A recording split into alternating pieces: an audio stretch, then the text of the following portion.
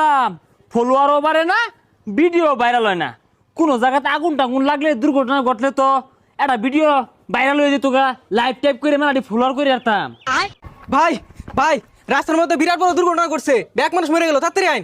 কস কি এটাই সুযোগ, ঈদ লাগে গেছে গা, পেজের মধ্যে মেলাটি ফলোয়ার হইব, ভিডিও ভাইরাল হইব, লাইভে ঢুকে গিয়ে তাড়াতাড়ি চশমাটা বিন্দা লই। দর্শক দেখুন, ভয়ঙ্কর দুর্ঘটনা, অ্যাক্সিডেন্ট হয়েছে। দেখুন, বেশি বেশি লাইভটা শেয়ার করবেন, কমেন্ট করবেন, তাইলে এরা ভালো হয়ে যাবে গা। যত বেশি ফলো দিবেন, শেয়ার করবেন, লাইভটা সবাই দেখুন, সবাই যুক্ত হন। দেখুন কেনতে কত বড় দুর্ঘটনা করছে ভাই। দুর্ঘটনা কিভাবে ঘটলো? আরে ভাই হসপিটাল পরে দুর্ঘটনা কিভাবে ঘটলো এটা কই? ভাই এটা কি করতা শুন, ওর তো হাসপাতালে নিয়ে লাগবো।